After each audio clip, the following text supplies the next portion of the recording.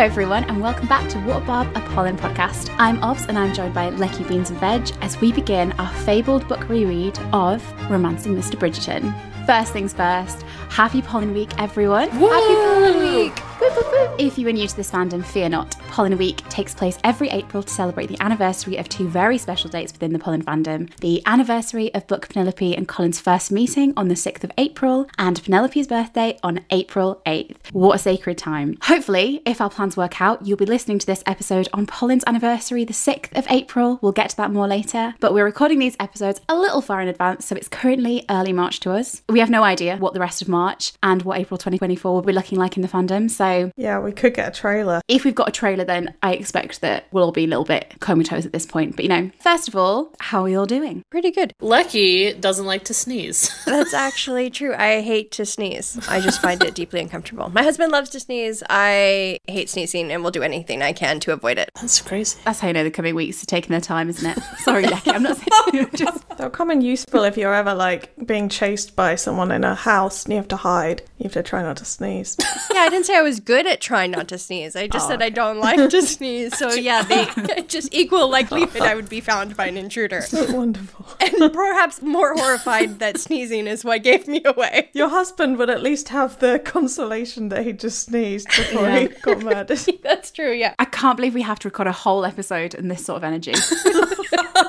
Vegetable, you took a leaf out of Colin's book, didn't you? Where have you been? Oh yeah, I went to Rome. Roma. Had lots of pasta and bruschetta. I feel like going to Rome's a pretty cool thing to do. Yes. Did you dabble in any war tourism? I did not dabble in war tourism. You went to the Colosseum, though. Sure enough. Yeah. So kind of a little bit of bloody history there. Yeah. Same vibe. Like WWE level war. WWE.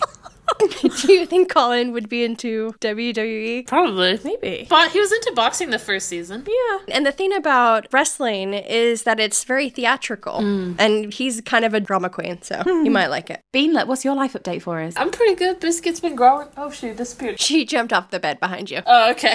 Yeah. She's very cute. She was licking herself. Yeah, she's licking herself for a while. She really likes to be clean. Wonderful. I'm glad you're all doing well. How are you, Obs?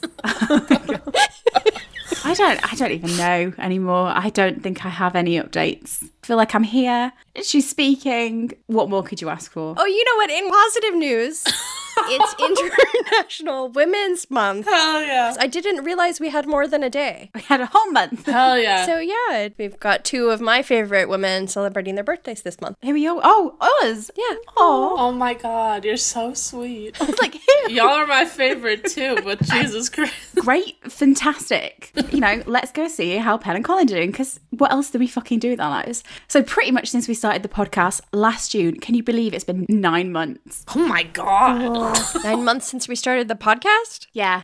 Yeah. Oh, you know what? We did realize when we got the actual release date, part 2 comes out on like our 1-year anniversary. I'll make a cake. Oh man. Remember that we originally intended this to see us through to like September? Yeah. 2023. And then it just kept getting delayed. So we're still here, but you know, we've always promised that we were going to do a book reread. We've said it many times. There's been internal deliberations, there's been internal resistance, and really they're here against their will, but they're here nonetheless. Hey, I did the assignment, teacher. I didn't know we had an assignment. You weren't given the assignment. You were fine. As time passed, we thought, collectively, as a team, all in agreement, what better way to celebrate the 200th anniversary of the events of Romancing Mr. Bridgerton than by finally getting around to reading the damn book. Some of us, anyway. Most of us. Most of us will be reading it. If you've read the book before, you will know that many of the events in Penelope and Colin's story take place during April 1824, exactly 200 years ago. We've decided to time our reread episodes to follow along with their story to the day, releasing these episodes on significant milestones for the couple. Having just said all that, in this first episode, we're actually not doing that. We will actually be releasing this to celebrate another anniversary, which is Polin's first meeting on the 6th of April, 1812. How could we resist? During these episodes, we will of course be going through the book we all know and love, but as ever on this podcast, we'll be doing so with a very healthy or unhealthy, I would say, especially given the current state of mind of the podcast members, dose of season 3 speculation. Oh my gosh. Man, Colin does love a war, because you know what was happening during 1812? The War of 1812. Oh, say, can you see? That's when Francis Scott Key wrote the national anthem. You're welcome. That's all I have to add. A great history lesson. You can tell someone hasn't read the book and is scrambling for contributions. Maybe we'll turn into a history podcast. But Veg, back to the book. The question on many fans' lips, as with season 2, is how close to the book are they going to be? Because we know that season 1 and season 2 had some little differences.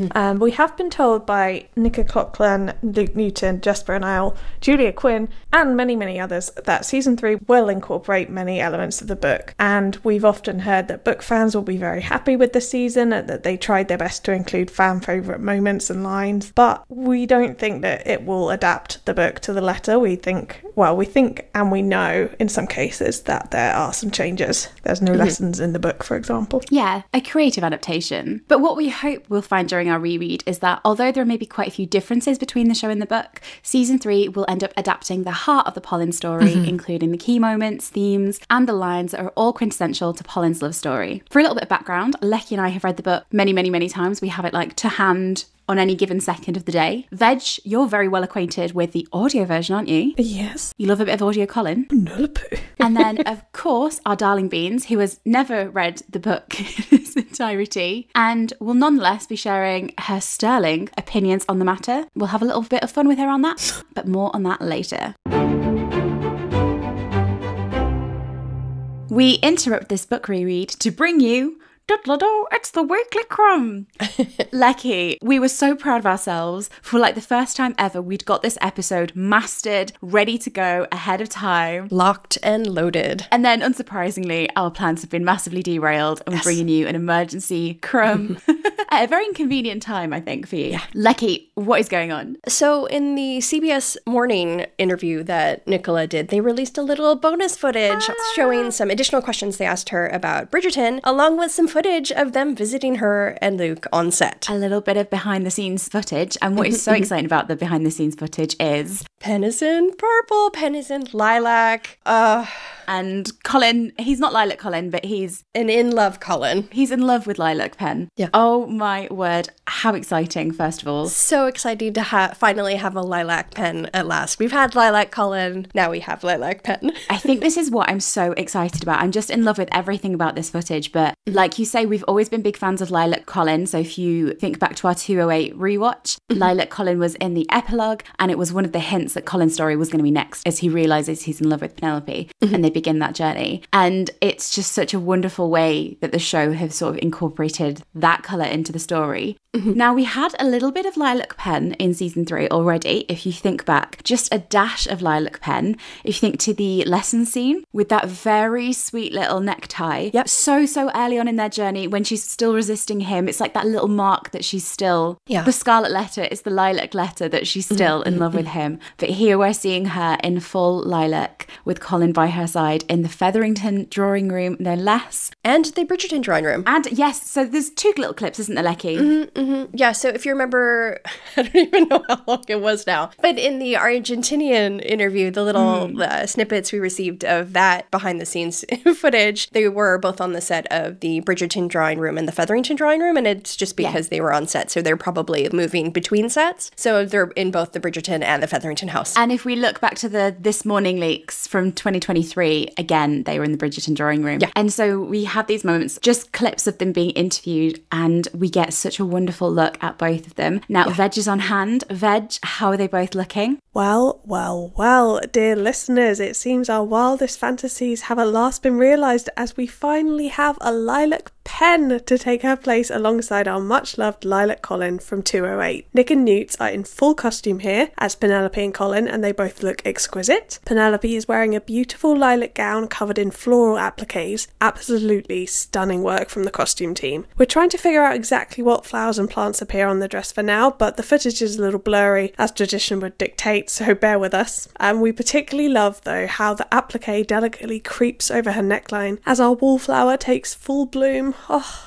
Penelope's hair is deeply curled and worn down, but it's her accessories that have truly sent us all spiralling and tearfully reminiscing. Now, on this podcast, we've tracked many a beau. We've gone from the low blow bows of the You Do Not Count scene to the 36 bow tragedy of the Beauty and the Beast scene. And we've even seen a bow or two in season 3 previews, including the light blue bow adorning chignon pen in the Debbling still. And here she is once again embracing the bow, as there are some nestled delicately into her curls. She's definitely on a bow journey, guys, going from heavy Gordian overwhelming bows to a more refined and romantic ribbon. We can get behind this. And as for Colin, he is of course at Penelope's side, wearing a very dark coloured suit. Again, it's blurry and the footage seems to be a bit colour graded, but it's either a very deep ink blue or possibly even black. His hair is combed neatly to one side, the very image of a gentleman. We also get a little bit more of a relaxed Colin in the other clip, with him in a shirt and a waistcoat. Again, forgive the blurs because we can't exactly make out the pattern on his waistcoat, but overall, Lilac Pen and a besotted Colin, we are bloody thrilled.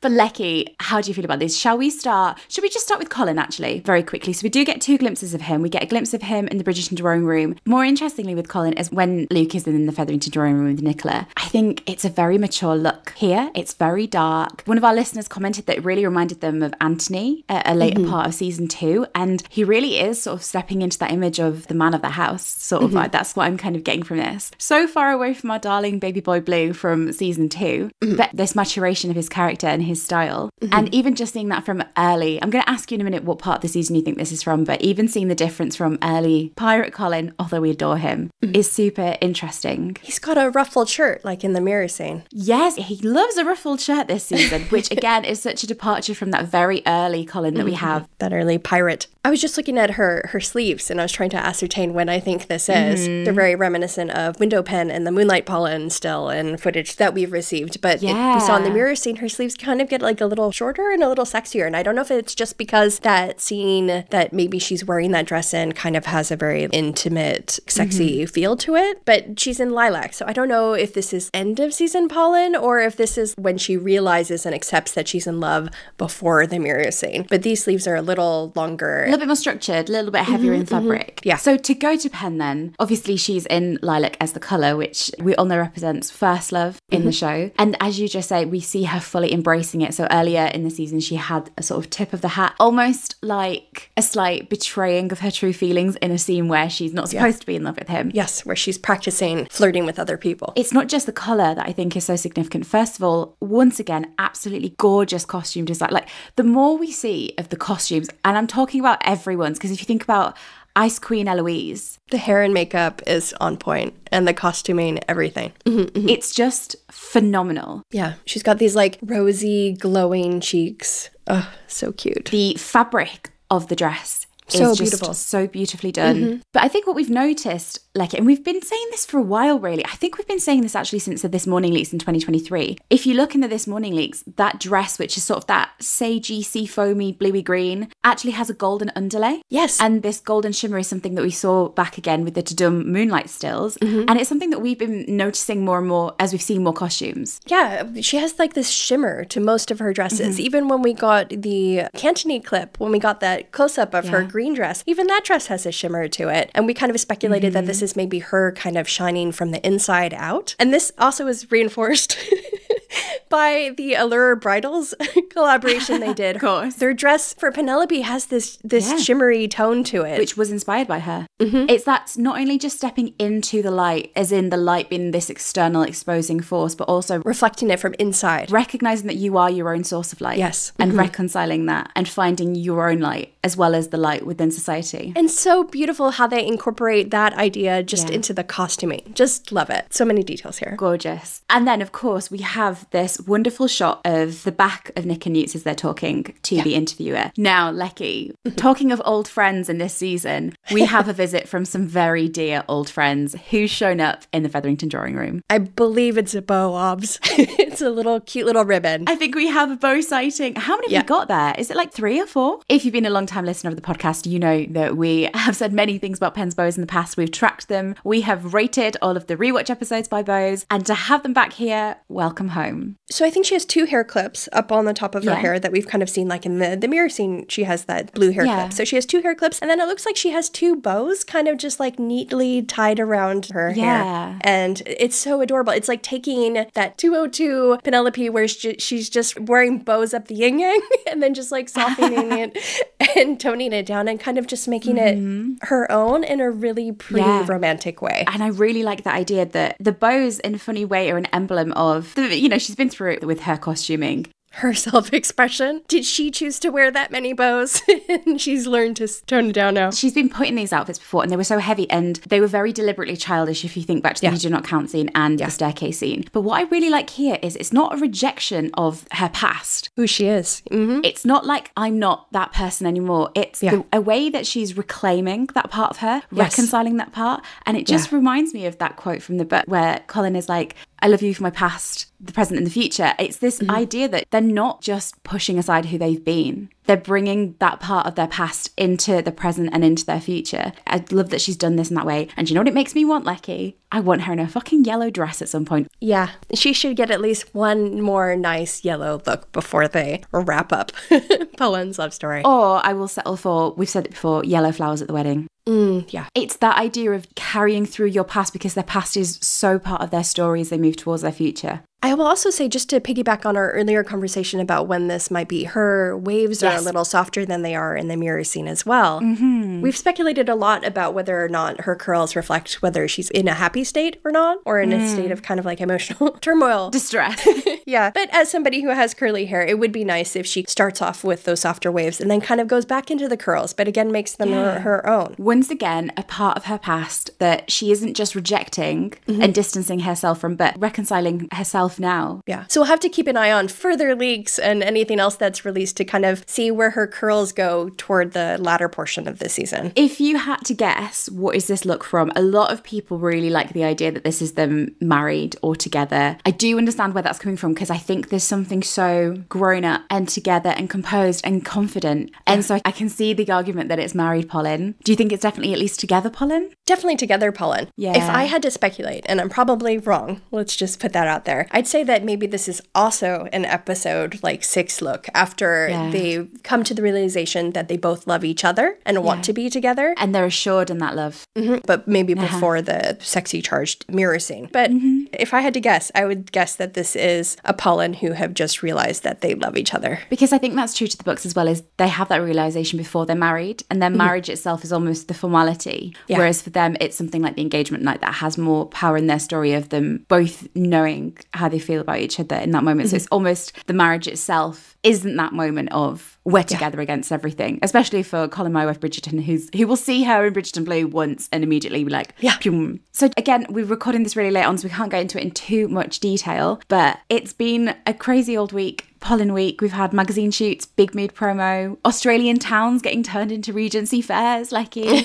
I just want to bring up 2 points before I let you go and we squidge this into the episode. Nicola's been doing a lot of promo here and there, and she said a few things about the show. She's talked about female pleasure, she's talked about the love story and how romantic it is, but there was this moment in an interview for Seize Them with Amy Lou Wood next to her, and it's really got into my head this week and I love it, and I just want us to touch on it here. She's explaining the love story season 3 and she's sort of summarising the journey we've been on and we're going on. And she says of Pen and Colin, she loved him, he didn't love her, but then it's gonna whoop. And the gesture was it's gonna flip. She fell first, he fell harder. Let's go. Now, we won't go into this too long, I promise you, Lecky, but that idea of the flip, do you think it's the flip of the unrequited as well? That she loved him, he didn't love her, and now it's she doesn't love him, he does love her. Is he going to see it as unrequited love, do you think? Or do you think he's going to see it as lost love? Do you think he's going to realise, shit, I had your affection in some capacity and I've blown it? Or, as I've always said, do you think he's going to think he's discovered the concept of unrequited love? And he's like, everybody?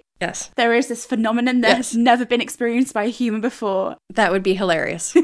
I do feel like it'll be a little bit of both, that he will at first think it's unrequited. And then as they spend more time together, I think eventually, Colin, as you're spending time with Pen, you're going to pick up on these signs that she is into you, maybe even attracted to you if you don't think she loves you anymore. Do you know what I mean? Like at some point, he's going to realize there's hope there. Or that she can't trust loving you. Yes. Oh, I just love the idea that it's the flip. And I don't think people are quite ready for how much that flip is going to hit. Friends to lovers. Let's go. And then the last thing that I just want to touch on, Lecky, really quickly. So we're talking here about their costuming and how much thought and love and care has been put into the costuming in terms of storytelling. Yes. I think I know where you're going with this, and it was just such a cool little character detail. Absolutely. And so we are huge fans of the production side of it, and we really like to analyse and maybe overanalyse in some circumstances. But there was a crumb this week that was shared by a crew member that we just absolutely loved. And it just reiterates how much love goes into the storytelling from literally every single aspect of production, and how much of the characterization, the storytelling is embedded in set design, costuming, hair, makeup. And Lecky, what was the crumb? The Foley artist for Bridgerton, who they kind of make like the sounds that you don't really put thought into in the show, even of people walking and just all sorts of sound effects like that. So it's like if someone drank a cup of tea, they would insert the sound of the teacup hitting the saucer. And clinking. Yeah. Just like the world effects that maybe don't get picked up in the recording itself. Yeah, exactly. So he shared to his stories, he said that in Bridgerton season 3, he gave the female lead her own pair of shoes so that she would just sound more distinct from the other characters on screen. And I just love this because it's just such a cool character detail that someone would choose to do something so small like that just to make the world more real and to make Penelope as the female lead pop a little more in a way that you might not even realize when you're watching the scene. Just this subtle way that she walks sounds differently to our ears that you may not even pick up on when you're watching this show. I just love how they treat sound as a character of its own. So like Penelope's sounds even make her more distinct and show us that she is our leading lady. And tell their story. Listen out for the sound of Penelope's footsteps in season 3. Yeah. But I just wanted to share that because it just really reiterates how much care goes into it and why we can spend hours and hours and hours breaking it all down because the thought is there. So Lilac Pen and Very Deeply in Love, Colin. Inside, he's lilac head to toe. Thank you so much for joining us on this Friday night. We're thrilled to have you. Happy Polling Week, everyone. Lecky, let's jump back into the reread because we've got some muddy puddles to be throwing boys into. Are you ready? Romancing Mr. Bridgerton by Julia Quinn. As told by What a Barb. Yeah, the What a Barb version. Yeah. She's abridged, okay? She's a barbed. First up, Lady Veg, would you do us the honour by giving us our Romancing Mr. Bridgerton book summary courtesy of the book's blurb? Sure. What voice would you like me to do? Lady Veg voice or? Yeah, she's in the books. You don't want me to try out a West Country? Okay. Why would you try it? Because Penelope Featherington has secret... Can you do Varley? Can Varley be Lady Whistledown in the book? I could do it. Penelope Featherington has secretly adored her brother's best friend for, well, it feels like forever. Now imagine a country accent. Penelope Featherington secretly adored her best friend's brother for, well, it feels like forever. Okay, maybe we just go with the traditional Julie Andrews. We're getting her on page. Let's do that.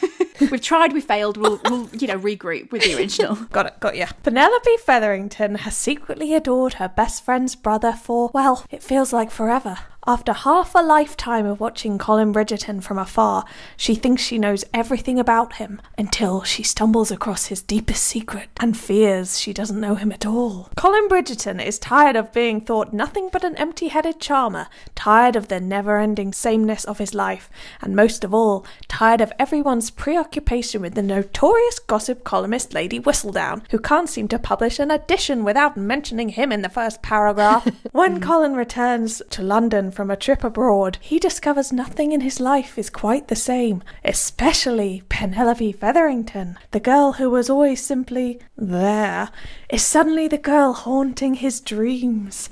But when he discovers Penelope has secrets of her own, this elusive bachelor must decide, is she his biggest threat or his promise of a happy ending. I do love that it's his deepest secret. It's just his journals, bless his little soul. He's a little sensitive. Yeah. He's a little sensitive. Oh, there is a little interesting part. He discovers nothing in his life is quite the same. It just reminds me of that scene in season 2 where he comes home and he's like, nothing has changed, you know? Yeah. And then he's going to come back and everything has. Yep. Also, haunting his dreams. Is that a little bit of fantasy dream language, I see? Let's start as we mean to go on. Thank you, Lady Veg. Let's open with the prologue then. Happy anniversary, Polin, because this is your day.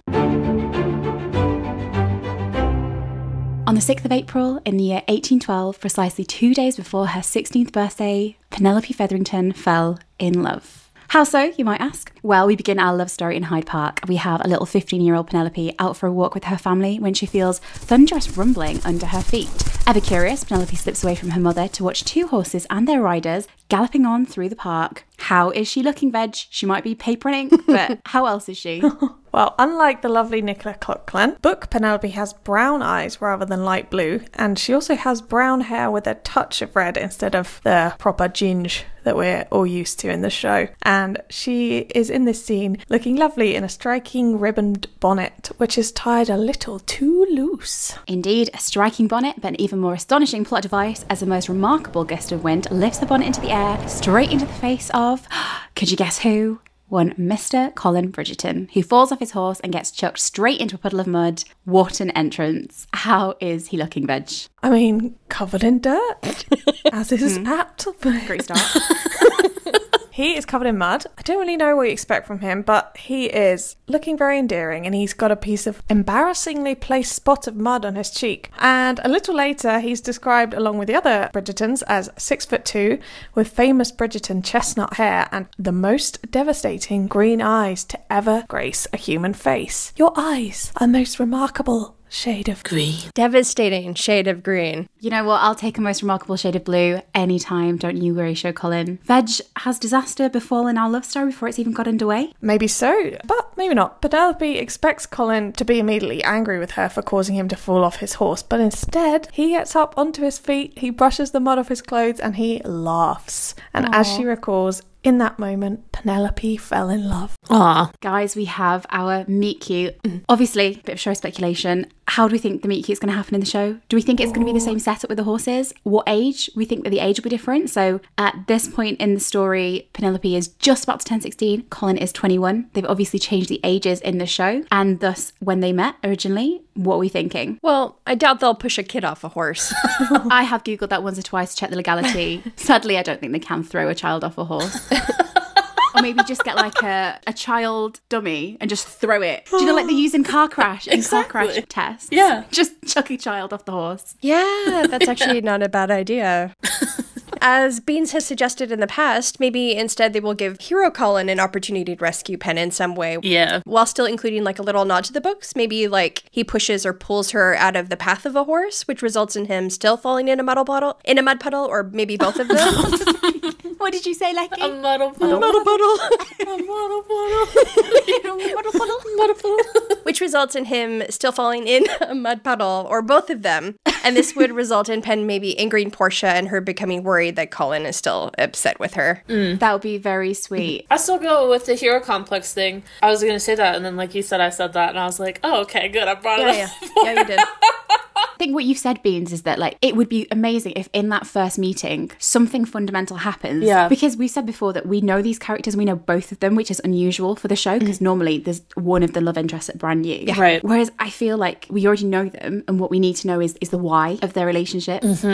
Yeah. And how that dynamic formed. And also just Yeah. get a glimpse of Colin's personality and his need to rescue people, or his desire to rescue people. Maybe this is the first time he's ever rescued somebody and he likes the reaction so much that that becomes part of his personality. Maybe he wasn't Hero Colin until he met Penelope. Who knows? Lecky, that actually reminds me of something I think that Luke Newton said, that Colin, after especially around his dad's death and such, had to figure out what role he could play to support his family.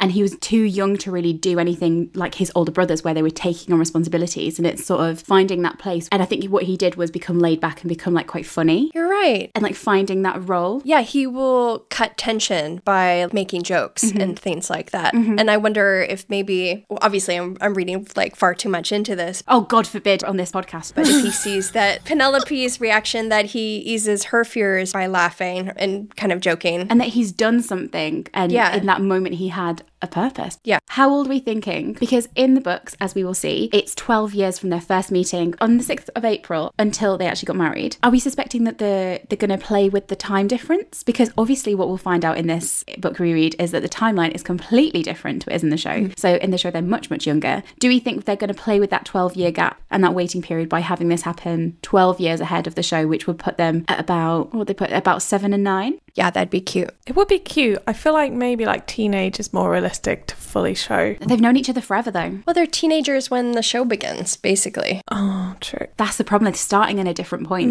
And another reason 7 and 9 would be cute is that in season 1, they're 17 and 19. So if they met at 7 and 9 and fell in love in season 3, that would be 12 years after their first meeting. Another cute nod to the books, if they want to do it that way. Do you think it's pre or post the sting? I'm always torn about this. I can't remember if we've discussed this before, but it would be nice if Penelope was one of the spouses who actually got to meet Edmund and be part of the family. But at the same time, maybe it might make more sense for Penelope to step in, like kind of help fill a void for Colin and Eloise after their dad passes away. So I could see it happening either way. Yeah. Yeah, and it's also the setup. So do you think it's going to be a similar setup where Penelope is distracted? If Colin isn't horsebound, then maybe it's something else also to do with the Bridgertons. Maybe Colin playing with Eloise or his brothers. Or it would be really sad if we see the siblings with their beautiful, playful relationship that Penelope's never had. That's what I was thinking. And we see in their first meeting, we also see that point where it's... Because when she goes over there, she has this world and this life and this family that she doesn't have at home. And she finds that home within them, which is another reason she's so drawn to the family. Do we think that in that initial moment, we'll see that foundational point for Penelope as well, where as a young child, we see why she's so drawn to this family that's so different to her own? Maybe. Yeah, I like that idea. I like the idea that Eloise or someone could distract her. Like Eloise is doing something and like she's dragging Pen along and then like somehow puts Pen into not like severe harm's way, but enough harm's way that Colin's like, I am a hero. And then he just like steps in and does it. Yeah, it would be really sweet if this moment is where the three of them meet, Yeah. the Penelope's and the Polin, and that kind of aspect of their relationship is set up as well. Maybe it'll be Colin that she notices first, but it's like this playful, loving dynamic, which, you know, as we just said, really contrasts to that she has in her own family. There's also a little character detail in this scene where Book Polin, he kind of sidesteps his mother after he falls off the horse because presumably she's going to, you know, fuss over him in some way. And Show Colin would never. Oh, Show Colin, he's very close with Violet and kind of lets her dote on him. we will talk about the differences between Show and Book Polin, but I've always thought there's so many more similarities than there are differences. But he is a little bit softer in the show, isn't he? He's a little bit more sensitive and a little bit more in tune with people's emotions. But it really is love at first mud puddle for Penelope, Muddle who puddle. says that the damage had, muddle puddle, who thinks to herself the damage had already been done. Penelope had discovered a reason to dream. Again, a little bit more dream language. And it's such a sweet way to begin their story. As Penelope herself reflects, the meet cute isn't sweepingly romantic. It isn't this idealised version. It's this very messy, imperfect, genuine moment that sets up the rest of the years that are going to follow. It's our mess. But a year later, Penelope debuts in society. Much like the show, she asks to debut a year later, but is refused. And how does her first year go, Lecky? Not great. Much like in the show, Penelope finds herself taking on the role of the wallflower in society, reflecting that deep inside she knew who she was and that person was smart and kind and often even funny, but somehow her personality always got lost somewhere between her heart and her mouth, and she found herself saying the wrong thing, or more often, nothing at all. This also kind of just reminds me of the season 3 suitors plot, and I wonder if we'll see her failing to be herself, and that's why she doesn't impress suitors. Yeah, maybe. Yeah, because I think with Penelope sometimes in the show, we know that she's a wallflower, but she doesn't often interact with people. We see her mostly with Colin and Eloise, where she is more comfortable. Yeah. She still holds herself back, but I think what's going to be interesting about season 3 is she's going to be putting herself out there into other situations where we're going to see this really witty, intelligent person that we know really struggle to convey in words the way she can convey on the paper. But how is our beloved wallflower looking, Veg? Very be very yellow. True to form, here it's established that Portia forces Penelope to wear yellow, red and orange, which Penelope thinks makes her look wretched. She does ask if she can wear green, but the colour's declared too melancholy. I do wonder if show Portia will say the same about Pen's emerald dress in 301, because she says that yellow is a happy colour and a happy girl would ensnare a husband. So maybe we are thinking of you, Pen, and we appreciate your suffering. And if all that is not enough, a mysterious gossip writer called Lady Whistledown pops up, coincidentally the same year as Penelope's debut. Would you believe? How very strange. And even stranger is that the gossip writer never has anything nice to say about Penelope or her wardrobe. Interesting. But it's not all bad, because Lady Bridgerton takes a liking to Penelope and introduces her to Eloise around this time. They become fast friends, and it's through her frequent visits to Bridgerton House that Penelope also runs into Colin and finds herself falling more in love with him because he's funny, he's handsome, but most of all, he's nice. He listens to her. This was love.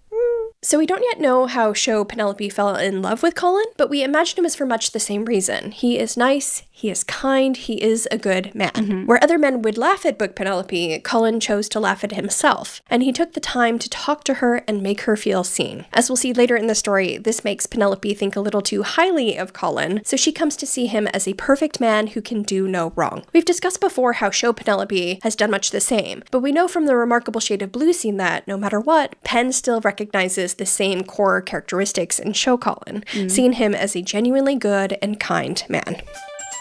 The time has come to choose your own bean venture. Ba-da-da-da. Now, my darling Beanlet, Yes. you have not read the books, have you, babe? Nah, but I've absorbed them. But you know, we've dragged you along. Therefore, it's okay. You know what? You can make this what you want it to be. We're giving you the opportunity to choose your own bean venture, Polin style. Woohoo! So we're going to give you a couple of scenarios as we go along, and you can decide what happens to ease us in while daydreaming about her crush on Colin Bridgerton. Penelope doodles a few phrases on her papers, including Mrs. Colin Bridgerton, Penelope Bridgerton, and in a fit of inspiration, she writes which of the following, Lecky? A. My husband Colin. B. Colin, Colin, Colin. C. PNC Bridgerton. Or D. I want to be his wife. Which do you think it is, babe? Come on. This is like such like a noughties teenage first crush thing where you like write the names, loop, loop, loop, loop. This is Penelope taking a quiz in the Bridgerton beat or whatever. What I did in the past, I used to take pieces of tape after I'd written all over my journals, beans and peas everywhere. I would take tape and I would write it and I put it on my bed frame. And I every night I would look at B plus C equals heart because I thought that it would be like a ritual for him to fall in love with me. No, he dumped me after one day with a bubble letter. Witchcraft doesn't always work. So You really do suffer, babe. So which are you going for then? I want them to get together, so I won't do the PNC one. I'm going to do D. I want to be his wife. And the answer is veg. Do you know the answer? I didn't pay that much attention. Veg, we're doing a reread. You're supposed to be reading along. I will listen. Okay, I was cleaning the shower. No, because I did listen and I've got bits written down. Ignore her. Lecky, can you tell us the answer, please? Ignore Veg. She's in the sin bin. Unfortunately, the answer is B. Colin, Colin, Colin. Oh. Our little psycho girl just wrote his name over and over and over and over. Yeah. God. Our wallflower is well and truly down bad for Colin. She's fairly convinced that he will never reciprocate, but he makes her laugh and she thinks to herself, that would have to be enough. She's also content with spinsterhood because she thinks it wouldn't be fair to marry someone when she was still so desperately in love with Colin. This kind of makes me think of maybe in episode 3 or 4, that might be her reason for ending things with Debling because she realizes that she does love Colin and she can't be with somebody else. True. So it's that twofold thing, isn't it, of I can't do this to myself, but what she says here is it wouldn't be fair also to them, I think. Yeah. And if Debling is down bad for her or just a really nice guy, then it's sort of, could you go into something knowing that your entire heart isn't in there? Yeah. You know, Beans, you call her Pen the practical versus Pen the romantic, and it's who wins out in that situation. Yeah. So Book Penelope never had any other suitors and never had to actually consider such a dilemma, whereas it appears that Chopin has a suitor in Lord Debling and may have to actually consider this possibility and decide if she can face marrying someone else, even though she is still in love with Colin. Yeah. This is kind of clever of the writers. They've found a way to adapt Penn's thoughts and this hypothetical situation, incorporating this into the show to introduce conflict and show viewers that when it comes down to it, Penelope would likely choose no one over Colin. Though, of course, we will see how that actually plays out in season 3. Colin also voices a similar thought later in the book, which we will come back to, where he expresses fear at the idea that Penelope could have married someone else. So they found a way to adapt these ideas into the show and are using them to push the plot forward. Well, the reality for Bookpen is at this point, no matter what she says, she's still holding on to that tiny shred of hope, she calls it, that Colin might one day reciprocate her love. I'm telling you now, hope is the thing that kills you. But she is happy to live with her little... Wait, what? I mean, I will say that Penelope doesn't die before they fall in love, so... No, but I told you love's a sickness, isn't it? And nothing ever good comes of it. Yes, So, and this is a romance novel. How is she currently doing, Lecky, in the show, since we last saw her? How is she doing? She's probably fine. Not well. She's not well, is she? She's not feeling too great. So don't reel me in with this love bullshit. What doesn't kill you makes you stronger. Yeah. Well, you know what? She's happy here now, but this is perfect timing because it's all going to go to shit. Veg, it's all going beautiful sunshine and roses like these kids believe. Until that day. Dun, dun, dun. We knew it was coming. You knew it was coming. Poor Pen just suffers, and she won't find the respite in the pages of a book, I tell you now. Where are we, Beans? We're going over to the Bridgerton house. We are indeed. Yeah, right on them steps. Penelope has been on a visit. She's leaving the house. She has incredibly bad timing. Just as she's about to descend, she's perfectly framed in the doorway as she watches A, B, and C mid-conversation. And just as she takes a step, she hears the declaration. And I'm certainly not going to marry Penelope Featherington. Ouch. Nice one, Colin. I'm sure this scene is resonating with us all very vividly. Penelope is shocked, but she tries to recover and immediately says, Beans, do you want to do the... I never asked you to marry me, and I never said to anyone that I wanted you to. I think she says a little bit more assertively than that, but we're going to go with it. She wasn't an orphan waif at the time.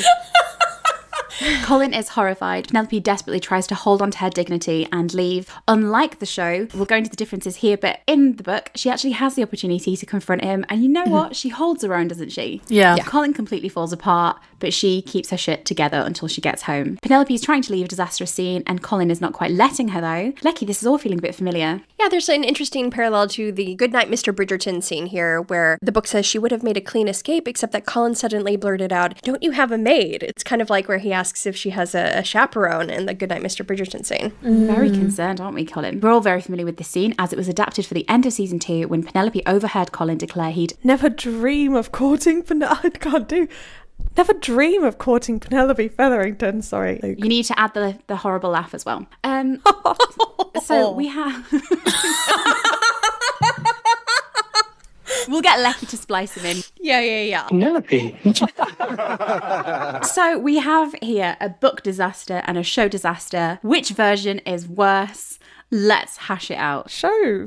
Yeah. There's a different context. So in the book, Colin is with his brothers. It said privately. He said he'd never marry her, which is technically harsher, I'd say. And in the show, we have Colin laughing with his friends, his bravado, and he makes it into a joke. Which version is worse? The show one. The show! What the fuck? Beans is horrified. Yeah, because I've had this happen to me before. She's been scarred. Yeah. Tuba Boy. It was Tuba Boy, yeah. And if you missed this story in our 208 rewatch, here is a brief recap. One time, Tuba Boy's friends instant messaged my sister and said, "Oh, can we get Beans' number? Tuba Boy's gonna ask her out." And my sister, which now I'm thinking about it, is kind of a backhanded compliment. She goes, "I know you guys are lying."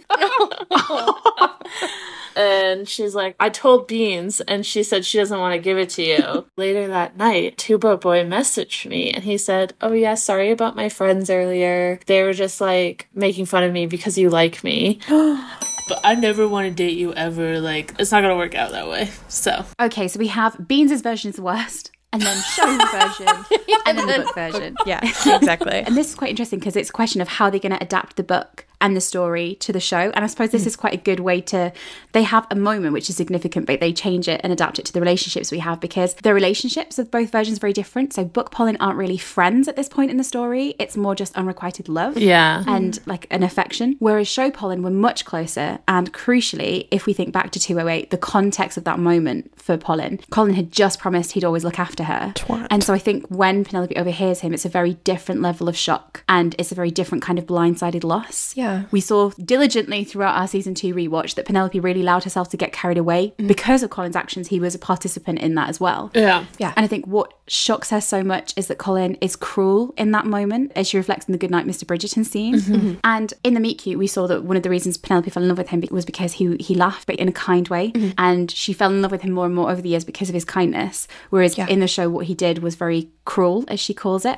So I think this setup is just very, very different. But then also there's different reactions and the different legacies that these scenes hold within their stories. The show version, it makes more sense for it to be more dramatic because it's TV. And not only their relationship is different, but because it's also this public declaration that he's making that he would never court her. It could be setting up the public declaration of his love, or that assuredly, fervently, loudly scene that they set up all the way back in season 1. Yeah, that's a really good point, is that this moment, whilst it's painful, is more contained and it's not laughing at her. It's just, and if you go read An Offer from a Gentleman, you see this whole scene from Benedict and Colin's perspective more. So we see the setup for the scene and it's set out of frustration, not as a joke, really. Yeah. In terms of how this stays with them, for Book Penelope, she remembers this for years, but it sort of makes her more resigned. It doesn't make her angry. It doesn't sit with her in the same way that for Chopin, this moment is a fuel for her to find her own future instead of remaining a spinster in the shadows. For Book Colin, in Benedict's book and later on in Romancing Mr. Bridgerton, we see that it actually really does stay with him in quite a big way. He reflects on this for a long time and he hates that he hurts her. Also, interestingly, is that this moment in the book, if you read An Offer for a Gentleman, is the moment that Benedict realises that Penelope was in love with Colin.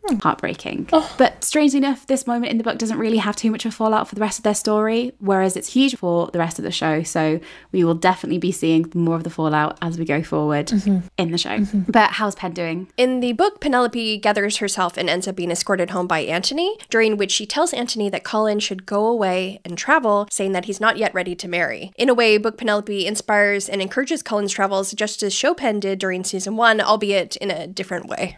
And lastly, Lady Whistledown does write about this scene in her scandal sheet, writing, "If Miss Featherington were to somehow manage to drag a Bridgerton brother to the altar, it would surely mean the end of the world as we know it. And this author, who freely admits she would not know heads from tails in such a world, would be forced to resign her post on the spot." I wonder if we will see a similar remark in an issue of Lady Whistledown, maybe in like episode 2 when Penelope is trying to drive a wedge between herself and Colin. Maybe. And to remind the Ton and him that he doesn't really want her. Yeah. I think what happens is Pen finishes talking to Antony, she goes inside and just sobs. You know, I've been there, girl, been there. Yeah.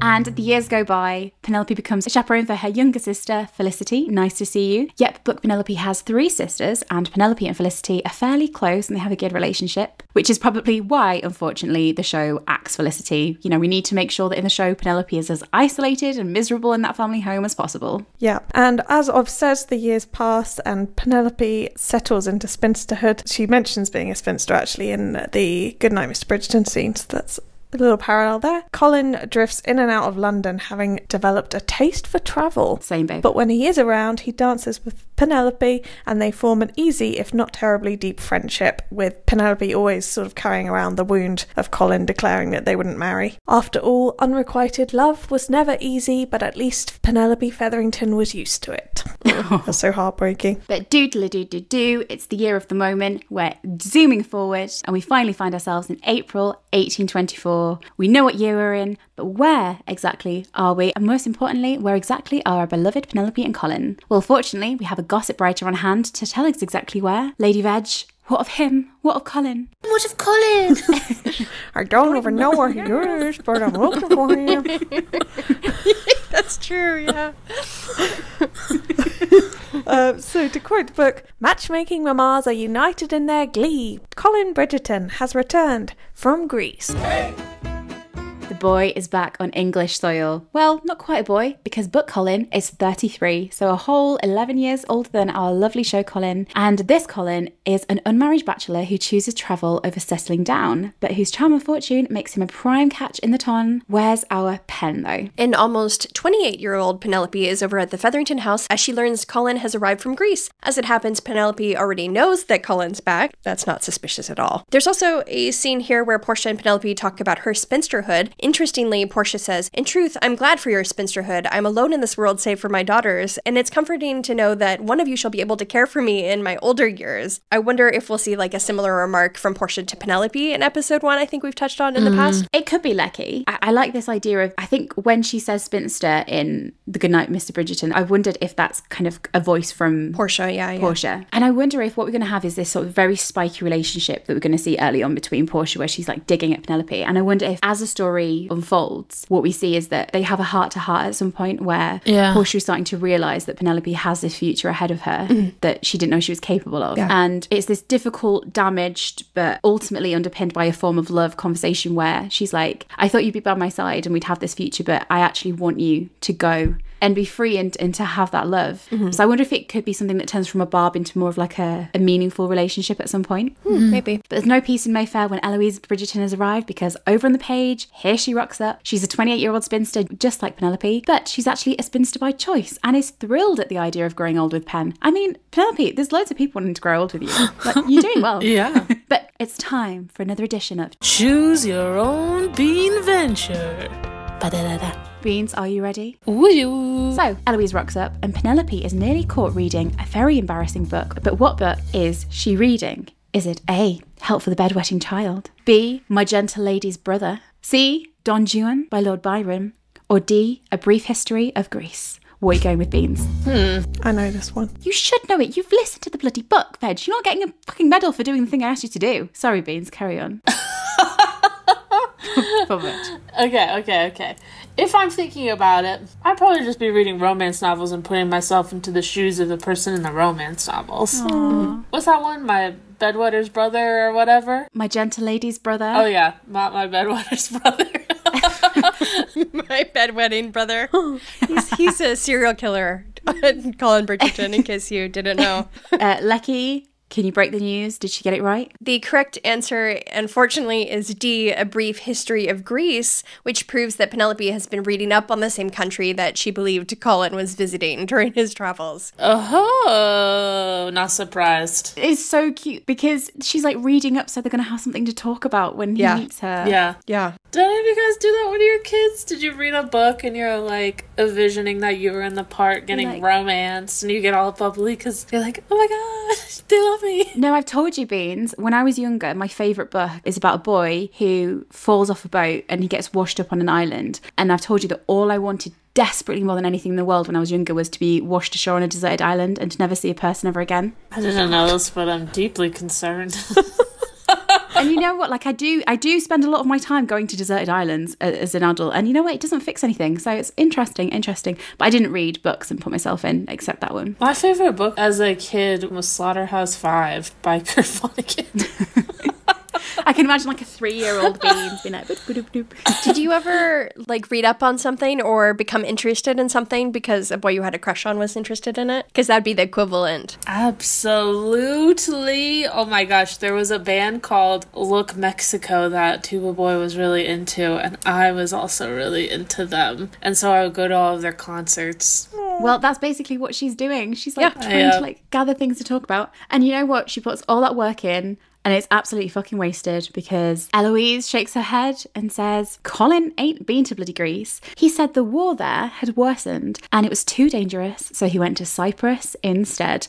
Lecky, what devastating implication does this have on our story? Not much. Show Colin is like, yep, add it to my itinerary. He loves a bit of war tourism. Yeah, show Colin's like 1815, let's go to France. But his book counterpart has a little bit more sense, so he goes off to Cyprus. Very romantic location to go, Colin. Colin. Yeah, and an interesting point is that Penelope thinks Eloise suspects that Penelope has feelings for Colin, but tactfully never brings it up. And I think a main difference from show Eloise, who isn't very good at tact or restraint, and I think that's proof that show Eloise definitely doesn't suspect Penelope's feelings, because she'd call it out. So the two chat about Colin's travels. Penelope learns that Colin is planning to stick around for a few months, hoping to dodge Violet's matchmaking where possible, before Eloise skips off home for a welcome tea for Colin, and Penelope heads off to escort Felicity to the Modistes. Which is an interesting point, because by this point in our story, in 1824, Penelope has found herself free of the yellow dresses. But she reflects that Portia stopped choosing my clothing when she finally realised I was officially on the shelf. A girl with no marriage prospects isn't worth the time and energy it takes to offer her fashion advice. Oh, she hasn't accompanied to the Modistes in over a year. Bliss. In the show, we now know that Penelope's new wardrobe will create drama among her mother and sisters. How do we think that will happen? Well, does that mean that Portia still thinks there's possibility for Pen to get married if she's like, you need to make an effort? That, or maybe, like, we know that Portia is very much, like, she loves to be bright colors, out there, and everything. She likes to make a scene. Yeah. A statement. Yeah, a statement. And she's like, Penelope's not going to embarrass the family. Right. She's not going to embarrass the family by wearing maybe more demure Tasteful colors. Yeah. And really, like, I feel like they're going to learn you can make a statement without being dressed like a lemon. Being dressed like a lemon. That's an amazing quote, to be honest. Beautiful. I mean, that's the show, isn't it? That's the whole story. Yeah. Okay, so we're going to leave Pen at the Modistes with the book version of Genevieve. I don't know if she exists, but she's having a great time anyway. Maybe there's an unruined Modiste in this book. Maybe Pen hasn't got around to that just yet. Yeah, she hasn't ruined her. We're going to hop over, not across Grosvenor Square actually, because they live in slightly different locations, but we're just going to bob slightly across Mayfair to Bridgerton House, where we find Colin and Anthony. In past episodes, we've touched on the similarities and some of the differences between show Colin and book Colin, who both want a purpose. And in this scene, in Anthony's study, Anthony and Colin have this discussion, but they're also touching on the idea of happiness. While Colin internally reflects on his frustrations at being back in London, he feels very useless, he hasn't got a purpose like his other brothers, and his frustrations at his place in his family and society. Anthony, on the other hand, starts to make insinuations about Colin settling down. And it's actually quite sweet, because Anthony digs into the reasons for Colin travelling. And Anthony says, I just want to see you happy. Colin says he is happy, but Anthony doesn't believe it. Charming doesn't necessarily equal happy. If you were truly happy, you wouldn't keep leaving. I tell you what, that scene is like a dagger to me. Yeah, I was gonna say. Fucking called out. Yeah. How do you feel about that? Like, it really gets me every time. I'm like, and you're like, oh, but you know what would be nice? A good trip to Serbia. I'm gonna end up in Bulgaria, I think, next time. Oh. But anyway, how's Colin doing? This is a really sweet moment between them, and I really love that Anthony recognizes that Colin isn't happy and that something is missing from his life, and that maybe Colin doesn't even realize is missing. So I really hope they do kind of include a similar scene in the show. Maybe where Colin starts to fear that he might lose Penelope, and he doesn't yet know that she's Lydia Whistledown. And at the end of the scene, Colin, he quite literally like ducks out of the conversation by declaring this is an evasive maneuver right after Anthony chides him for evading a question. And this kind of clever quip to me could be really fun to see on screen. I like that what you say, Lecky, about it's actually quite astute of Anthony to recognise that he isn't happy. And I think book Colin has kind of reached the end of, like, travel isn't working for him anymore as an escape and as a distraction. Yeah. And I think in the show, this is maybe where it's going to differ, because I think Colin's going to have had a much better time travelling. So yeah, maybe it takes him by surprise when he gets back. Or maybe it's the lessons, as I said, that Anthony realizes that is making Colin unhappy, because the more his lessons work, the closer Colin gets to losing Pen. So it's like the same notion, but just in a slightly transformed way. Interpret it differently. I like it. But Colin's off out, so are we. A couple of days later, it's April 11th, 1824, and a most momentous day because it's Violet Bridgerton's birthday. Happy birthday, girl. Poor Penelope's birthday on the 8th of April does get completely brushed past in the book. Sorry, Pen, we promise we'll get Beans to make you a nice collage, I'm sure.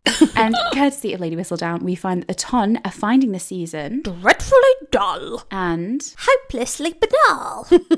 a little restlessness we hear. How on earth will we pep up this season? We've discussed the idea that in season 3, Queen Charlotte Charlotte is going to be bored and find the season tedious. And I wondered if others in the ton may feel the same. Like if Lady Whistledown writes about being bored, will that indirectly make Queen Charlotte and other people in the ton feel bored as a result? Or maybe she's not writing anything super scandalous at the beginning of the year. Like maybe she's like, nothing super scandalous or crazy or going against the Queen. Like she's just kind of, she felt so exposed from season 2 that she's trying to keep herself under wraps a little bit or protect herself. And then when people start complaining, she's like, I'm going to turn up the notch a little bit. It'd also be interesting if she just makes an offhand comment like this that she doesn't even expect to blow up about how the season is kind of boring. And that instigates her downfall and she doesn't even realize it because it makes the Queen realize she's bored. Yeah. Tiny little theory very quickly. I think we touched on this in our last recap, Lecky. What if Eloise says to Penelope, don't you dare mention my family? We've sort of theorized this before, like,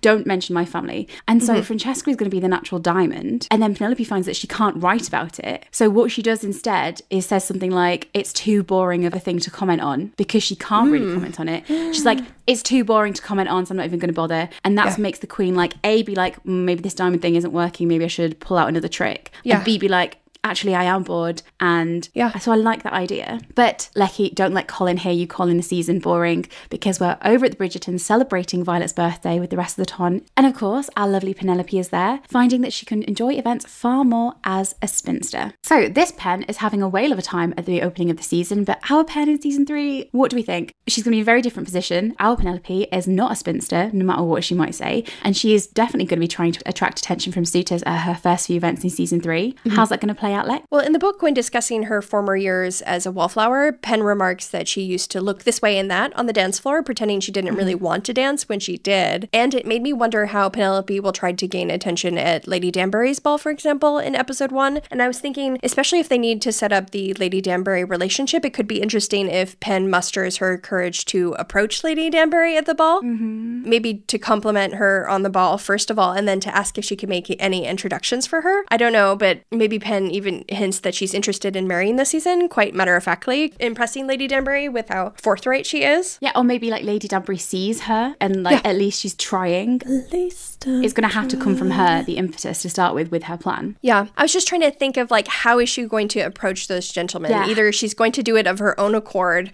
or she's going to have to rope in somebody to maybe try to make an introduction for her. I'm not really sure how it'll go down. Yeah. I wonder if in that first disastrous ball, it's going to be this, I can see it, like, it's going to be this horrific thing where she's trying and it's just again and again, it's just horrific. And she's like there lost at sea. If it's just her, it's going to be mortifying. I agree with Ovs. I feel like she's probably going to try to approach somebody first. And then I feel like maybe she'll approach the lords or whatever. And then Fife will make a comment. And they'll laugh. And then she'll be like, fuck. Like a little beatdown from the Lord Squad. It's like Mortal Kombat Regency style. And Penelope gets like thrown across the room when she tries to start a conversation with somebody. Ultimately, Lady Danbury could introduce her to Lord Debling or someone like that, you know. I like that idea. This could be something where when Lady Danbury and Colin recognise what's happening, it's like, oh, let us guide you a little bit here. Yeah. Note from the editor. Since recording this episode, we've obviously now seen the Cantonese clip from the Danbury ball with a very sad pen in the corner. We are pretty sure you can actually see Lord Debling in this clip, suggesting he is present since at least the first event of the season. We also now wonder if it may be more impactful if no one introduces Pen to Lord Debling or vice versa, but instead Lord Debling quietly spots and takes note of Penelope himself. It would be especially ironic if the early part of season 3 is spent with Colin and Pen actively trying to find her a husband, only for Lord Debling to appreciate her as the quiet wallflower. It would also turn a book dynamic on its head, where Book Polin is left perplexed that no one else has noticed how beautiful Penelope is, and is also seized by this fear that she could have ended up married to someone else. In the show, this fear would come true and propel him into action.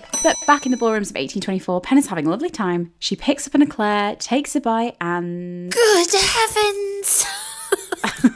Look, I've mentioned before that I'm not a fan of the eclair scene purely because it makes me shudder. I just have a thing against eclairs. No offence. But where there is food, there is usually a Colin, and he pops out just in time as Penelope takes a bite of her cream-stuffed shoe pastry. That good, eh? He says. That good, eh? And here we have the first moment of Penelope and Colin reconnecting at Violet's ball. Surely a little bit of a nicer tone than it's going to be in season 3. But first, how is she looking, Veg? Our Pen is wearing a green silk gown, possibly the inspiration for the... I keep wanting to say Good Morning Britain. I keep saying Good Morning Britain, yeah. Or the goodnight Mr. Bridgerton scene that we see in the show. And that's also where they reconnect for the first time at the beginning of their love story. So nice reflection. The scene in the book kind of reads like a strange mashup of the goodnight Mr. Bridgerton and the Vauxhall scenes to me, because Colin compliments her on her dress, and then Penelope kind of cheerfully remarks that it's not yellow. Colin, you're paying a lot of attention to what she's wearing, love. Have we got an interest in fashion as well as an interest in gemology? But once the ice is broken, they fall into easy conversation. Penelope thinks it's strange how easy it is to talk to him, and that maybe one of the reasons she loves him is because he made her feel comfortable with herself. Aww. They chat about his travels. Pen drops a blob of cream onto the floor, and Colin dares Penelope to ditch the remains of the eclair in a miniature orange tree. Fun fact, if you didn't notice, they have some miniature orange trees in the Bridgerton house in the show at Aubrey Hall, and you can see them in 203. Very sweet little nod. And Penelope goes through with the dare, and she chucks the eclair in the tree, feeling a little bit emboldened with Colin there. There follows a very playful exchange between Colin and Penelope, but Beans, can you guess exactly what happens next? Choose your own bean venture. Ba-da-da-da. Okay, so Penelope shocks Colin with a question at his mother's birthday party, referring to a topic that perhaps young ladies shouldn't know about. What was it? I'm going to paraphrase here, but here's your options. A. Penelope asked Colin if he's ever been spanked, wondering if he's ever been punished for his smart mouth. You know, that dark sets plotline got to come from somewhere. B. Penelope asked Colin how he passes the time when he's feeling frustrated, when Colin remarks that he does sometimes feel frustrated being cooped up in a ship cabin on his travels. You know, that blob of cream on the floor is very suggestive after all. Oh, God. C. Penelope asked Colin if he enjoys being ridden. Of course, asking about how he enjoys being an uncle in his playful relationship with his nieces and nephews and his devotion to horse riding. Or D. Penelope asked Colin if he's ever gotten down on his knees to eat something, once again referring to that spilled pastry cream. Which is the option, Beans? What are you going for? Beans' face right now. She looks perplexed, but intrigued, I would say. I'm gonna go with A. I feel like that just fits better. Ding, ding, ding, you are right. Well, look at that. Penelope says, when you were a child, were you ever punished? Colin immediately straightens to attention. He says, I beg your pardon? Wait, I feel like I need to... When you were a child, were you ever punished? I beg your pardon? Were you ever punished as a child? Are you ever punished now? Then Colin just stares at her, wondering if she had any idea what she was asking. Probably not. Romancing Mr. Bridgerton, the What a Barb audio version will be released. Released on Audible in the coming weeks. Penelope, what the fuck are you talking about? I know you all hate the eclair scene, but I really love the playful banter at Violet's birthday party, and I wouldn't mind seeing some of this in the show either. Yeah. This kind of exchange is really funny to me, and also how she quips that he could get away with murder. And maybe not even exactly those direct lines, but, you know, just a playful conversation with Pen kind of challenging Colin more now that he's been taken down off of that pedestal. Yeah, having a little bit of liberation to play around with it. But also, do you think this could be a moment early in the season where it's that thing of, despite herself wanting to have this icy exterior with him, falling back into that. Yeah, like just falling back into it a little bit. Much like Show Colin, we find that there are moments where Penelope surprises him with her words and actions, and Book Colin is definitely startled by this and by her wit, and he thinks to himself that Penelope is surprising. She's often quiet, but he realises that when she's around someone she feels comfortable with, including him, she shares her dry wit, sly smile, and intelligent mind. He also remarks that she would have made someone a perfectly good wife. Oh, Colin, babe. Oh, what a compliment. Very interesting. So nearly, like, oh. I wonder if Colin will make a remark like that in the show as well. It could be hilarious if he's like arguing with someone and like maybe in the company of his brothers, and he says something like, Penelope will make a perfectly good wife, and anyone else who has caught on to his feelings by then would just kind of exchange looks. He's like listing every single reason, and it just gets more and more personal. And she's a great kisser. And they're like, excuse me? Not me. Not me. I don't know anyone at the moment. I'm on the market for someone. Also, just as an aside, one of the reasons Show Colin is superior is that he never had to be goaded into dancing with Penelope by his mother like Book Colin does. Yeah. Over the years, Book Colin does get his shit together and dance with her because he likes it, but not to begin with, whereas, like you say, our Show Colin never needs that. But Polin are again interrupted thanks to the arrival of the one and only OG Polin shipper, the goddess of the ton, Lady Agatha Danbury. And though Book Lady Danbury never slept with Colin's granddad, she seems fond of the Bridgertons here all the same. And, of course, Penelope. The three share a quippy conversation. Colin bribes Penelope to stay by his side, and Lady D and Penelope poke a little fun at Colin. Lady D points out that Penelope is bright, which Colin doesn't contradict. She also tells Penelope that we women must look out for each other since it's clear that no one else will do so. This line in particular really resonated with me, especially, the good old, by the time you listen to this, it'll be April, but we're recording in International Women's Month. Big up the women. And this is something that Adjoa alluded to recently about, I think Lady Danbury is going to see that no one in Penelope's life are making good decisions for her or helping her. Exactly. Yep. And this moment is one where I think she sees that and she recognises Penelope's potential and just wants to look out for her. So do we think that in 301 and perhaps throughout the season we're going to get this Lady Danbury connection following through? Hope so. I think so. This scene also reminds me of in season 1, episode 1, where all three brothers try to duck Lady Danbury when she approaches them. Yeah. And I feel like there's a chance we could kind of see that aspect play out again in season 3, especially now that we know about Lady Danbury's fondness towards the Bridgertons. There may be an opportunity again for her to approach one of the brothers, like Colin, at a ball. Colin does look like his granddad, doesn't he? I don't think we necessarily want that kind of fondness. No, she's fond of the Bridgerton family. I know. I'm playing with you.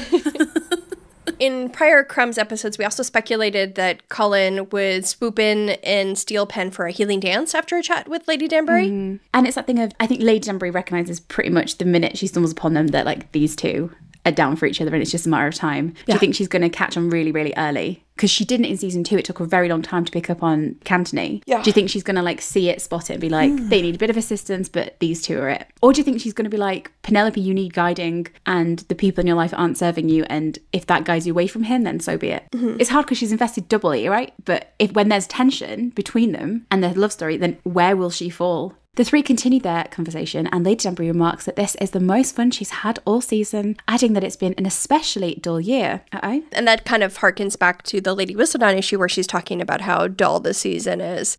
So yeah, it would be interesting if this would influence Queen Charlotte's boredom, because it's in this scene that Lady Danbury announces the reward for Lady Whistledown's unmasking. So I wonder if it'll be a similar thing where Lady Whistledown talking about boredom will in fact incite Queen Charlotte to hunt for Lady Whistledown. Because in the books, Queen Charlotte doesn't play a role, so it's Lady Danbury who, at this ball, makes the announcement of the reward to unmask Lady Whistledown. We describe it in our other episodes as a bounty because we believe that this action is going to come from the Queen, and the motivation behind it is going to be to inject fun, but it's also going to have a bit more of a weighted threat, so it's less of a reward and more of a bounty on Pen's head. I was also thinking about the red ball that we saw in the This Morning leaks, which we think is hosted by the Queen. I feel like that would be a good place for the Queen to potentially announce the bounty for Lady Whistledown, because we see that scene later in, I think we discussed this in our third block of Crumbs. We see the footman handing out flyers, which you think might be about the bounty for Lady Whistledown, but at some point she has to announce it before they actually have flyers prepared, and she sends footmen out if that actually happens. So I feel like that ball might be a good place for her to do that in like episode 3 or 4. Yeah, we think, because this announcement comes very early in the story, are we thinking that the show might delay it a couple of episodes? So like we're almost through the first tension of them healing their relationship and then it gets announced, or do you think it could also come quite early on? Bridgerton loves drama, so I could see it happening simultaneously. Throw it all in there. Yeah.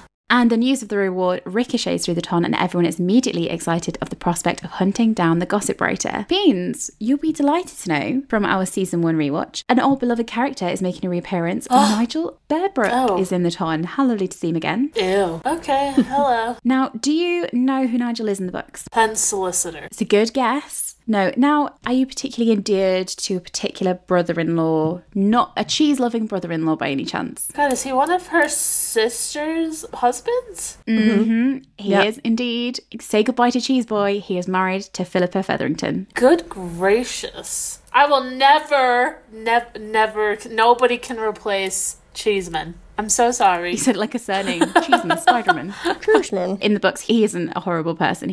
We'll see in a second. But Beans, with Nigel Bearbrook's appearance, is our time for Choose Your Own Bean Venture.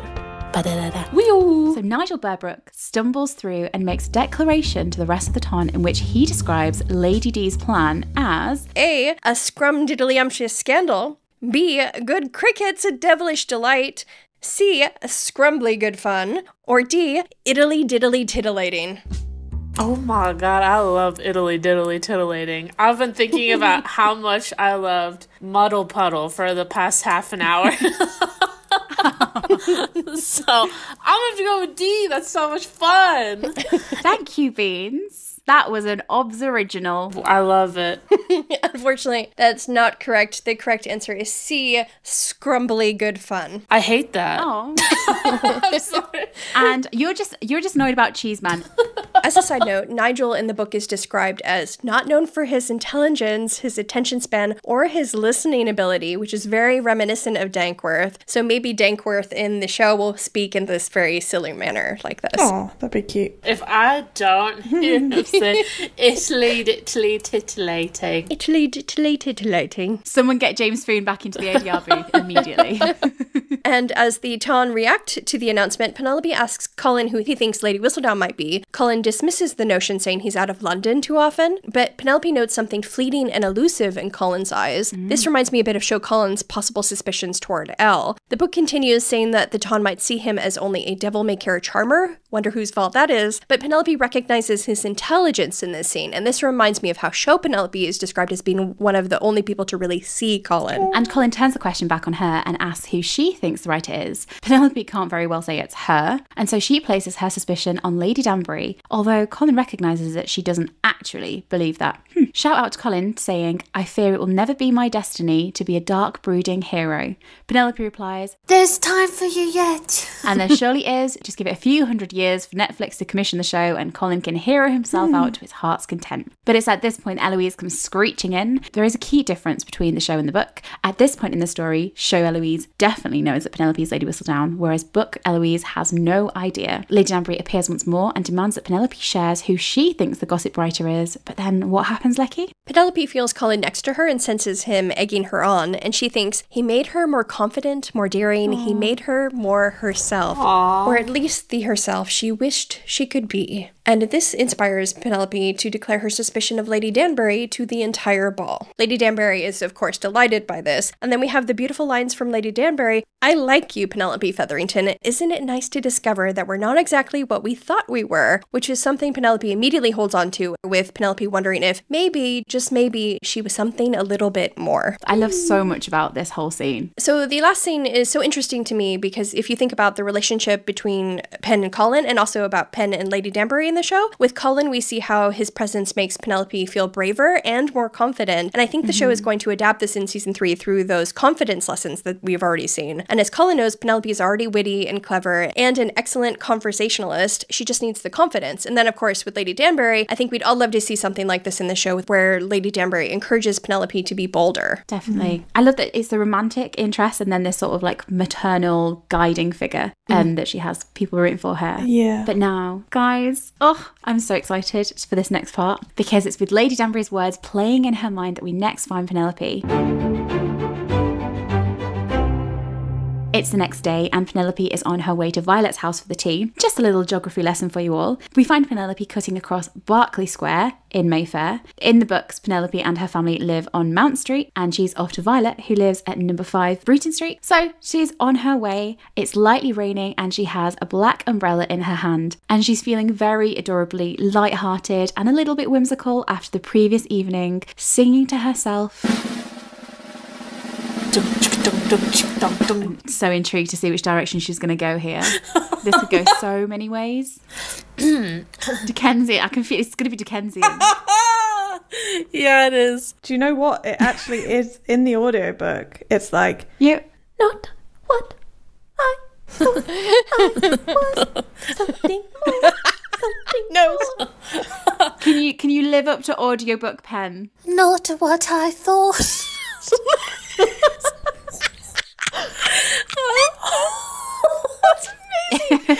you sound like Sleeping Beauty. Veg, the audiobook sounded like, was it like the mice or something? I've got like a little song in my head where it's like, do, do, do, do. Beans, can you do us one better? Not what I thought. I was something more. Something more. I love the different emphasis she's placed on the sentence. Perfect. Great, thank you. Once again, the audiobook version will be arriving soon. Get your pre-orders in. Yeah, if you pre-order, we'll throw in a special edition of Catch and Toast. Now that will be special.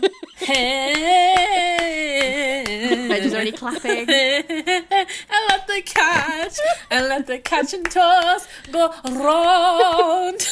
Yeah. Now no one has a reason to pre-order the audiobook. We're just giving it away for free. Fuck's sake, Beans. And as she sings and dances to herself, you know, who wouldn't want to approach someone singing like that, to be honest? I think more. Who pops up? Our favourite traveller, Mr. Colin Bridgerton. He asks if she was dancing, which she immediately denies. He says it's a shame because he would have danced with her. And an emboldened Penelope plays along, and they have this very sweet exchange right up until Colin asks to dance with her. Lecky, if something takes a turn, what's up? It's also a very flirty exchange, but Penelope suddenly becomes self-conscious of the idea of being seen dancing with Colin in public. Colin says he doesn't care, but Penelope makes the point that people will assume they're courting, and when nothing comes of it, they'll assume it was because he broke things off. Oh, Pen. This is a moment that actually really humbles Colin, and he reflects that it's different for Penelope than it is for him, were a rumour to spread. He apologises for being insensitive and suggests they start over, which brings this playful tone back to the conversation. They sort of reintroduce themselves to one another. And although Polin sadly never actually danced during this scene, it remains a fan favourite, especially of moi. I think we'd all like to see this adapted for the show. But speaking of which, how would they go about it? I don't want to see. You don't want to see them dancing? Get out. Get off the podcast now. Oh, you know I'm annoyed when my Yorkshire comes out. It's so cinematic that I can't imagine that they wouldn't want to adapt it. I know. It was written for their connection, like they have a relationship of dance. I know it's going to be cute when I see it, but it's the idea. Oh, the idea of it. Okay. You know, fair enough. Okay, well, it remains a fan favourite of other people on this podcast. You know I love this scene, but I think, and I agree, Lecky, I think it's cinematic. I think it's a playful moment. I think it would work well, but as with everything, it would need slight tweaking. If we do get a Berkeley Square scene, first of all, where is Pen going that Colin bumps into her? Maybe she's off to Jen's. She's definitely not going to the Bridgerton house. Also, this wouldn't take place in Berkeley Square because of the different geography in the show. Yeah. So would this be in Grosvenor Square? It's a very prominent location for there to be seen. Maybe. Could this scene be adapted somewhere else? Could it take place at a ball or a market and it's more of the tone that's being adapted rather than the actual setup? Oh my gosh, I wonder if they'll really utilize the Royal Crescent for that. That would be kind of cute if they did that. Oh, that would be very beautiful. Oh, Yeah. And it reminds me of that scene from Persuasion for the 2007 adaptation where she reads his letter and he's like, I love you, blah, blah, blah, it's always been you. And she runs out and there's music and she's like, it's always been you too. That'd be cute. And as you say, Lecky, in the book, it has a very flirtatious tone to it. He's very charming, so his eyes are crinkling, and he says, I would have felt compelled to partner you, and I've never danced in Berkeley Square. And he says, you can't issue a dare like that and try to weasel out of it. Besides, dancing in Berkeley Square seems like the sort of thing a person ought to do at least once in his life. Wouldn't you agree? I think that this sort of playful dialogue would tie in quite well to Colin's swagger. I feel like it has that sort of tone to it. I can envision Luke delivering these lines. He would knock this out of the park. It'd be really cute and playful. And in the book, we see that Colin backs off after Penelope protests that people might think that he's courting her. But we want them to actually dance. So how are we going to get from that resistance? She makes a very valid point. How do we get from that point of resistance to them actually end up dancing? I think by this point, Colin will realize he does have feelings for Penelope and have no problem with others actually thinking that he's courting Pen. But if she makes a remark like this, he will need to convince her somehow. So maybe he'll remark that Lady Whistledown has all but assured that no one would ever think they're really courting, especially if she publishes about the relationship in episode 2. Yeah. Or maybe making amends for his comments the prior season, he'll explain that he'd be honored if someone came to that conclusion because she'd make anyone a perfect wife. Aw. I really like that idea. He could be so focused on her that he chaotically isn't really thinking through the consequences of being seen with her. And, you know, Pen pushes back. This is a Pen who really maybe still believes deep down that he is ashamed to be seen with her. We saw that come out during the Goodnight Mr. Bridgerton scene. And I think this could be a moment where if she's like, you don't want to be seen with me, and he's like, I do. Yeah. I do. I don't care. Yeah. We see that Colin, he actually is quite preoccupied with what society thinks of him. And this could be an interesting moment on that journey where he has to be like, I actually don't care.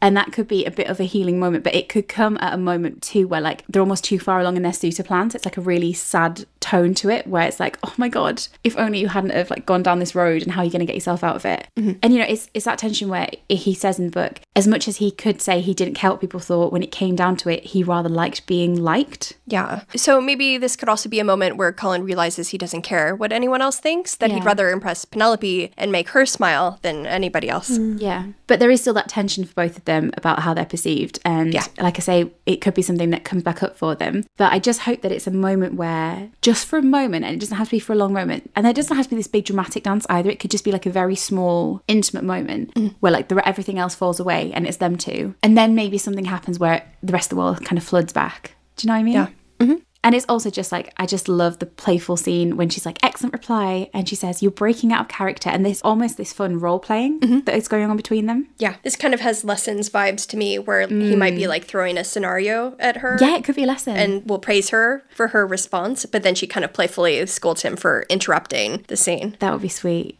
But sweetness aside, Choose your own bean venture. off we go. Ba-da-da-da. At one point, Penelope catches Colin squinting off into the distance during their conversation in Berkeley Square. He explains that he is A, searching for hiding places where a criminal might be lurking, B, searching for the perfect shady tree for them to dance under so they don't get too wet, God forbid, C, scoping out the newest bakery in the town as he's feeling rather famished. He does have an appetite. D, worriedly looking for Lady Danbury after Penelope mentions her in conversation, fearing she'll turn up out of the blue and whack him with her cane.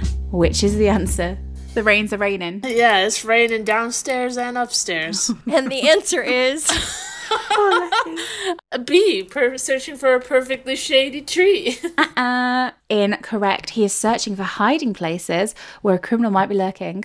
He's worried that like a criminal might catch or ravish Penelope because she's been walking alone without a chaperone, without a maid. How interesting, Lucky. Where have we heard this before? Yeah, so this is the second time in the book that Colin does this. Obviously, the first time was after the equivalent of the 208 scene, which occurred years earlier in the book. But it makes me wonder if Colin, as his feelings for Pen grow, becomes more protective and worried about this sort of thing, which would in turn add more tension when the Lady Whistledown reveal rolls around and he discovers she's been running around without a chaperone for years in unsafe areas. We touched on it in our What a Sensitive Boy little mini episode. We've heard that he's going to have a lot of anger. He's going to have the worst reaction out of everyone when he finds out that she's Lady Whistledown. But is it going to stem from this anger being driven by fear of her safety that kind of pops up a few times here and then escalates later on when he's like, forget criminals in the ton are going to be coming for your blood. And even in this moment, Penelope watches him and remarks that he'd have to be really, truly, no, profoundly upset to lose his temper. Once again, Book Polin is known as having this very, very jovial nature. And Penelope remarks that the kind of fury could only be sparked by someone you really, truly, profoundly cared about. My. Doesn't that feel a little bit pertinent to someone? Yeah. Obs, you touched on this in that same episode. The reason he might be so upset is because he cares so much for her. Yeah, absolutely. But alas, Book, Pen and Colin finally make it to number 5, where one of the main topics of conversation is, of course, the Lady Whistledown hunt. Ever the prophet of doom, Hyacinth suggests that Eloise is possibly Whistledown, a notion that is passed around the table and will definitely reappear in a future chapter. But Kate is shrewdly the only one to guess right, suggesting that Penelope is Lady Whistledown, remarking it would be a devious trick. Well done, Kate. Go collect your reward from Lady Danbury. I'm sure you need it, Kate, with only the Viscountcy to line your pockets. But the chapter then ends with a curious moment between Colin and Eloise. So in amongst all this conversation about who is and who isn't Lady Whistledown, we get the suspicion that, does Colin suspect someone in particular, perhaps? Someone whose eyes he can't quite meet? We'd love nothing more than to dig into this a little bit deeper, but it's far too late because the sandwiches have arrived and Colin is useless for conversation after that. Thus ends our first episode, reread, thingamabob, whatever this was. So there we go. So we've broken down some of the scenes that we want and don't want. But one of the things that keeps coming back up during promo is this idea that they're going to be borrowing a lot of the lines from the books. So is there anything in the first 5 chapters, what line would you most want? I mean, you're wanting the tittly dittly whittling or whatever it was I said. And, you know, that was an obs original. So you're out of luck, babe. You're going to have to pick something else. Damn. Oh, I don't know. Oh, maybe if we are going to do Berkeley Square, the little, something more. Oh, no, so now you do want Berkeley Square. No, the part where she sings to herself. Oh, very cute. Lecky, which line do you want? Lady Danbury's line to Penelope about how, isn't it nice to discover that we're not exactly what we thought we were? That was a good line. You know I'm a Berkeley Square girl at heart. Seems like the sort of thing a person ought to do at least once in his life. Wouldn't you agree? What Lecky said. What Lecky just said. I'll take one of those, thank you very much. In Luke Newton's voice, it will be perfect. Veg? Ooh. You've heard all these lines.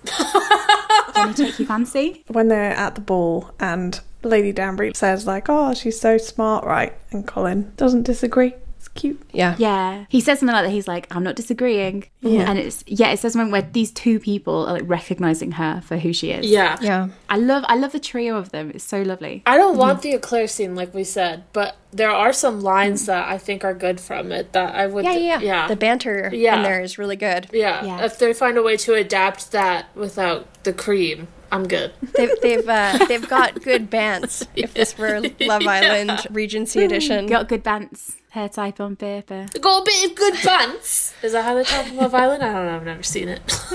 Close enough. Someone's not watched my edits, evidently. Well, there we go. End of our first rewatch, re-listen, reread, whatever we've done, it's done. Join us next time as we, I think we might be heading to read someone's journal, perhaps. Let's see how someone reacts to that. I'm sure it'll go well. Blood will be spilt, so if you're squeamish, buckle up, kids. But in the meantime, where can everyone find us, Lecky? You can find us at WhatABarbPod on Instagram and TikTok. And if you are listening to us with your ears only on Spotify or another one of your favourite podcast platforms, then we're also on YouTube where you'll find lots of collages. And if you're on YouTube but you're thinking, hey, I wish that I didn't have to look at pictures anymore. I was not using my eyes right now. Maybe you're on a run, maybe you're in the car. Yeah, you're on the go. Yeah. Hey, great news for you. We're on all of your favourite podcast platforms. We are indeed. And Beans, my darling Beans, I know you've given us many performances this episode. Do you think you've got one more in you? Take it away, my love. Something more. Something more. No. I am something more. Perfect.